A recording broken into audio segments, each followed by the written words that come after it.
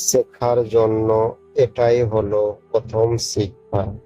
দৃঢ় প্রতিগ্রহ ও যে বাইরের কোনো কিছুকে অভিশাপ দেবে না, বাইরের কাউকে দোষ দেবে না, কিন্তু উঠে দাঁড়াও, নিজেকে দোষ দাও। তুমি বুঝতে পারবে নিজেকে ধরে রাখার জন্য এটাই হলো সঠিক পন্থা। পেছনে তাকিও না, শুধু সামনের দিকে তাকাও। অসীম শক্তি, অসীম উদ্যম, অসীম সাহস এবং অসীম ধৈর্য, এরা একাই পারে মহান কোনো কর্মসংস্থান করতে। 500 পুরুষের সাহায্যে ভারতবর্ষকে জয় করতে 50 বছর লাগতে পারে, কিন্তু 500 নারীর দ্বারা মাত্র কয়েক সপ্তাহের মধ্যে তা করা যেতে পারে। সেই নারীও ধন্য যার চোখে পুরুষ ভগবানের প্রতিভাবের প্রতীক।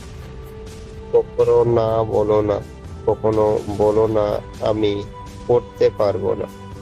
তুমি অন্তত এবং সব শক্তি তোমার ভিতরে আছে, তুমি সবকিছুই করতে পারো। একটি সময়ে একটি কাজ করো এবং সেটা করার সময় নিজের সবকিছু তার মধ্যে ব্যয় করে দাও। মনের শক্তি সূর্যের কিরণ এর মতো, যখন এটি এক জায়গায় কেন্দ্রভূত হয় তখন এটি চকচক করে ওঠে। যে মানুষ বলে তার আর শেখার কিছুই নেই, সে আসলেই মরতে বসেছে। যতদিন বেঁচে আছো শিখতে থাকো।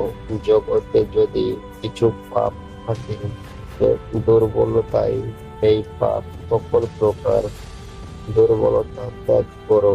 দুর্বলতাই মৃত, দুর্বলতাই পাপ।